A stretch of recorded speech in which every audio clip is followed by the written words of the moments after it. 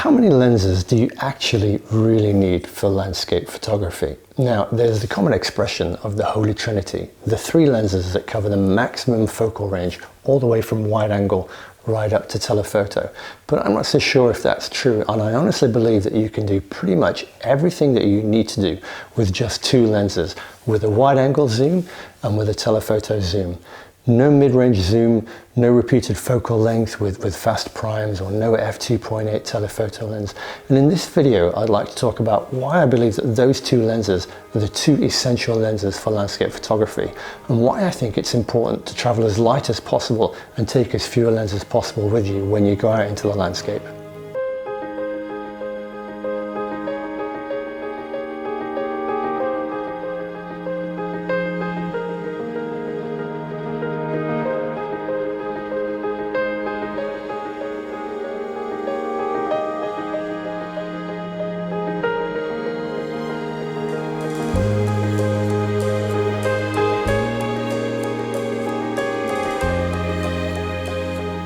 Now, if you've seen any of my other videos, you'll know that it's a particular philosophy of mine to travel as light as possible, because I really believe that the less we carry, the more easy it is to be creative.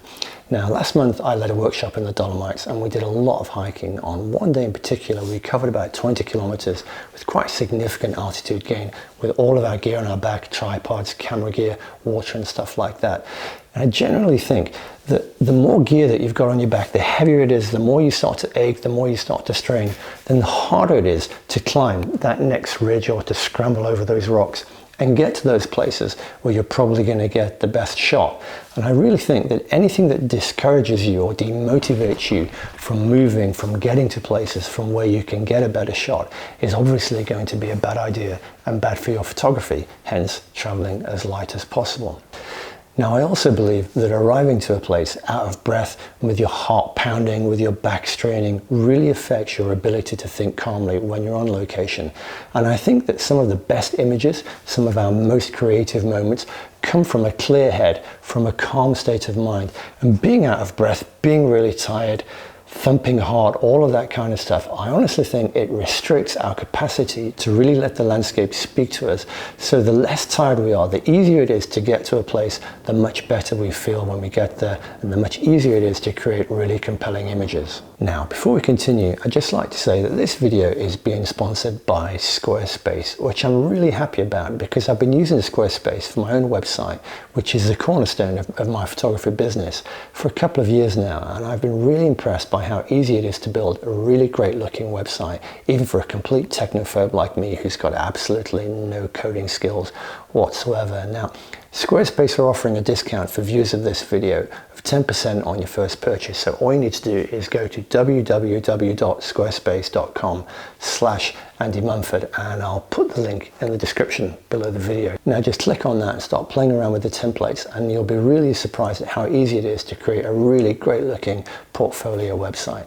Right, so back to the two essential lenses, and there's a very easy way in Lightroom to see which lenses and which focal lengths you use most often. In the library module, you just click onto metadata, and you can see here it will list all your images in the catalog by the focal length and by the lens, and you can just see here that the vast majority of my images are taken either with a wide angle zoom or with a telephoto zoom. Now these three lenses, the 10-20, the 16-35 and the 17-35, are the wide angle zooms that I had when I shot with Nikon, and you can see that by far the most common lens was the 17-35 wide angle zoom.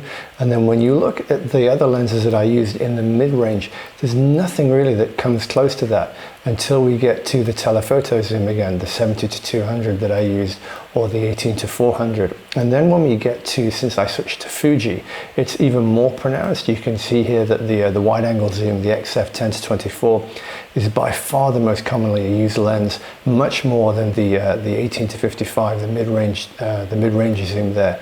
And then again, you see that there's a drop off in the middle, and then a huge jump again when we look at the telephoto zoom, the 55-200, which I use most commonly on Fuji. And it's the same story when we look over at the focal lengths. Over here you can see all the different focal lengths that the images are shot at. And again, very, very few. And then there's a big spike here around 10mm which is one end of the wide angle zoom, and then again not so many, and then another big spike at the 17, which is the wide end of the 17 to 35, and then again a lot more at 24, which is the long end of the wide angle zoom, of the Fuji zoom, and then another spike again at around the 35 mark here, which again was the long end of the Nikon wide angle zoom that I used to use. And then again in the mid-range zoom here, very little, like the odd frame here and there, until we get to 55, which is when it starts to use the telephoto zoom for the Fuji, and again at 70, which is the beginning of the telephoto zoom that I used with Nikon. So what is it about those two lenses which makes me reach for them most often? Now, I honestly think that the answer to that is based in where I think the power of landscape photography comes from.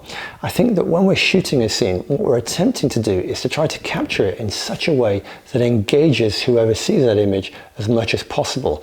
And to do that, we need to really make them connect with the mood and see it with different eyes, see it in a way that they're not used to seeing the world. So how do we do that? Now, if we think that our eyes, the way that we normally see the world, is pretty much at the equivalent of a 50mm focal length on full frame. That's the way that our eyes work. And we're used to seeing everything from eye level.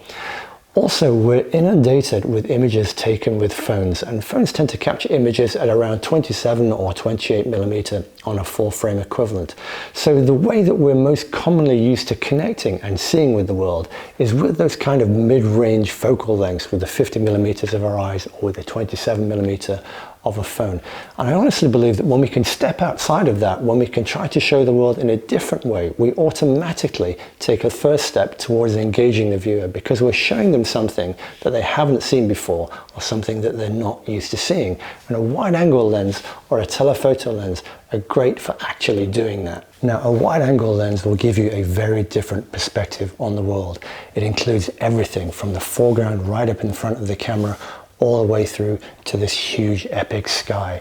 And we're just not used to seeing the world in that kind of panoramic wide angle view, which is part of its power and what makes images taken with a wide angle lens so compelling. Now, it is much more problematic to compose with a wide angle lens. There's a lot more to consider because you're fitting a lot more into the frame. But when it's done right, when it's done well, the images that you create with a wide angle lens are just so much more compelling, so much more dramatic than anything that we would see shot with a mid-range zoom. And also with a mid-range zoom, there are certain situations when it can be quite hard to fit everything that you would like to fit into the frame in it. So for example, if you're shooting in the mountains and you have very high peaks, it can be quite hard to shoot a foreground, to fit a foreground that connects with the peaks, or to be able to fit in the reflection that you see in front of the peak into the image without cropping really close to the top of the frame and cutting out too much of the sky.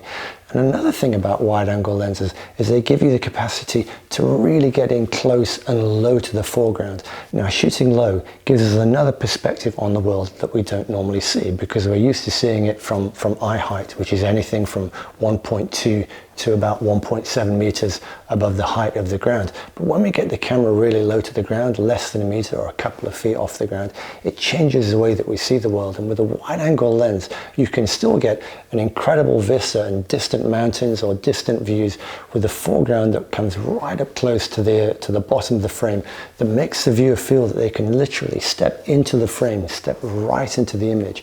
Like in this image here, you can see the textures in the foreground of the pier or the textures of the grass.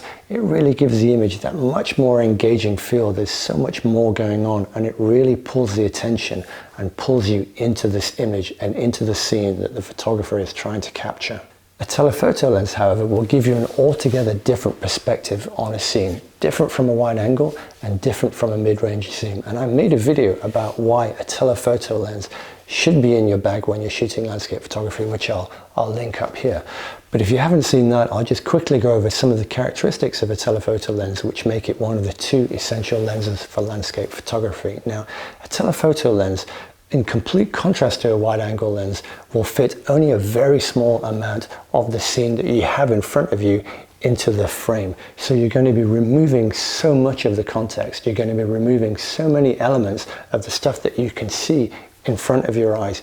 And just by doing that, you automatically give people a very different perspective of what they're used to. By isolating a particular part of the scene and removing a context, you can actually make the image quite confusing. Just make it so people are not quite sure what they're looking at. So it's very easy to create an abstract image, which is automatically engaging as people try to kind of get their head around what it is that they're seeing, because you're showing them the world in a very different way to the way that they're used to seeing it. And another thing that a telephoto lens will do is compress distant things together. We'll take distant things and pull them closer together. And this is particularly effective in places like mountains and hills, because the mountains are kind of crushed together, which really increases the sense of scale that you get for them. Or it's great when you're shooting things like a misty morning with hills, because the hills are kind of compressed together with the lines of mist, creating a kind of abstract feel to the image. And this is the kind of thing that you just simply can't get with a mid-range zoom. A mid-range zoom won't give you that compression,